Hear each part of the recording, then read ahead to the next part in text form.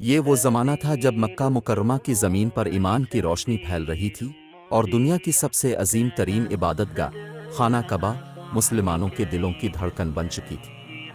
لیکن اس سے پہلے ایک ایسا واقعہ پیش آیا جسے سن کر دلوں میں حیرت اور ایمان کا دریا بہہ جاتا ہے۔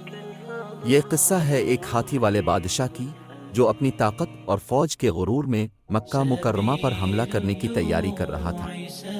اس کا نام ابرہہ تھا اور وہ یمن کا گورنر تھا۔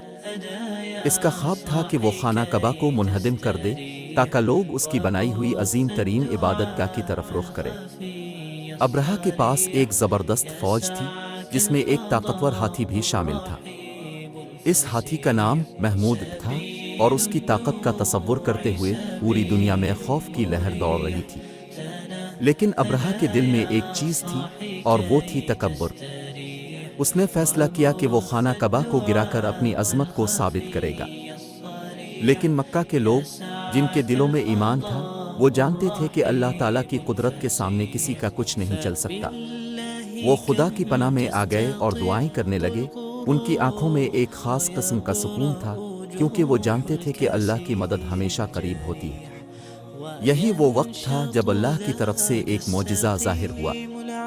جب ابرہہ کی فوج مکہ کے قریب پہنچی، اللہ نے ایک جھنکار سے بھری ہوا بھیجی اور پھر ایک فوجی پرندے جنہیں ابابیل کہا جاتا تھا آسمانوں سے اترے۔ ابابیل کے پرندے اللہ کے حکم سے زمین پر گرنے والے پتھروں کو لے کر اترے اور ان پتھروں کو ابرہہ کی فوج پر پھینکنا شروع کیا۔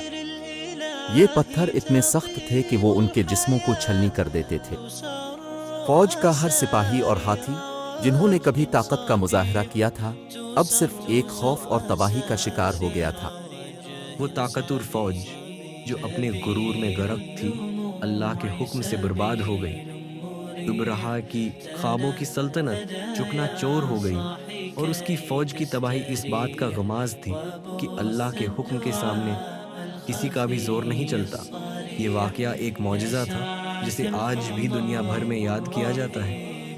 مکہ مکرمہ کی حفاظت اور خانہ کعبہ کی عظمت اللہ کی قدرت کا ایک بے مثال مظہر ہے۔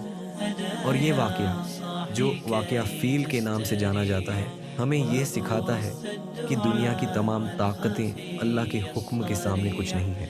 ایسا معجزہ جو نہ صرف تاریخ کا حصہ بن گیا بلکہ ایمان کی وہ روشنی بن گیا جو ہر دل میں امید اور یقین پیدا کرتی ہے۔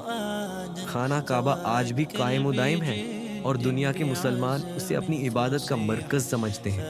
اگر آپ کو ہماری ویڈیو پسند آئی ہے تو ویڈیو کو لائک اور شیئر کر دیں اور مزید ایسی ویڈیو دیکھنے کے لیے چینل کو سبسکرائب کر دیں۔